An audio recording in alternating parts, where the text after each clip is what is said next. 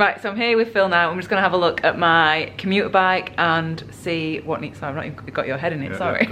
You're so tall. Just see what needs to be changed. So you do think that you should fit your, have a similar bike fit and have it at the same, similar size as your actual main bike? Yeah, what you've got is different bikes for different purposes, so the fit window may change a little bit, but some things pretty much remain constant. Remember, bike fit's really just rotating people around the bottom bracket. Time trial position much far around, recumbent position back here, but it's making sure those things line up and work for you. Right, we'll do it now then. Okay. Perfect. If you want to set up your commuter bike so it helps you with your long distance rides, some of the fit parameters of this bike need to be as close as they can be to the bike that you're going to ride most of the time, but with a little few differences, i.e. it is your commuting bike, so you have to be basically in a position where you can commute, and the most important thing about that is if it's in traffic, is visibility, being able to see upright enough so you can move and manoeuvre. So basically most of the time I find that is the front end modifies, not the back end. What I want to do is make sure that that isn't a million miles away from the other bike.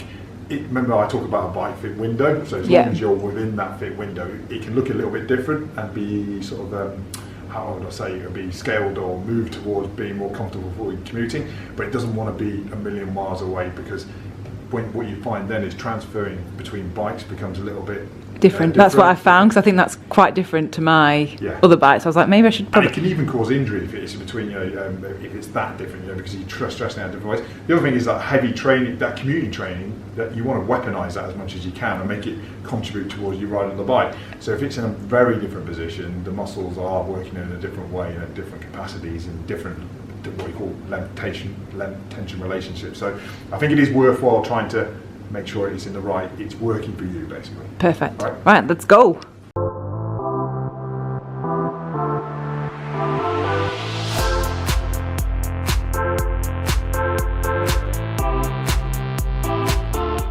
What we can do with this, okay, is look at your bike. So this is this bike, and then what we can do is load the digital measurement, or ZIN, of your Giant, which is the other bike we've been doing, right? And then what you see is a difference between the two. Okay, so what we've been just discussing there, even though the numbers don't tally up with what you're telling me this bike feels. So this says that this bike is a longer reach, but you're saying it's a shorter reach. And what we just worked out is probably the most important thing to do with transferring position is to change this saddle. Because if you look at it, you shoved it all the way back, and the setback is different. And I think it's because you're trying to sit, you don't, and you just told me you don't like sitting on the back of the saddle, so you decide to move the saddle out of the way and sit on here. That changes the reach, how it feels. So again, it comes back to the human thing. How do you feel? How comfortable is it? You know, that's the factor that's really, really important. Numbers help us, but sometimes we have to leave numbers by the side or interpret them in a clever way. So I think the most important thing about this bike is change the saddle and then see how you feel riding it. Because otherwise, if we don't do that, we're starting to change this bike because you're on the wrong saddle, not because it's different. So sometimes the saddle can be the difference between how comfortable you are, just literally just a saddle on reach and everything, isn't it? It's not just... I see a lot of people who have set up their bikes because they're riding the wrong saddle, so their position isn't optimal because they're on a saddle. So they set the position up to work with the saddle. Unfortunately, it's not the right saddle for them, maybe. So you need to change the saddle and then work around that. And that's an evolution you go through as a bike fitter. The first 5 years you change everything else, and then you go, hold on a minute, it's all about the saddle. Not in everyone's case, but it is one of the key contact points. So you need to... I'll get the other saddle on it then.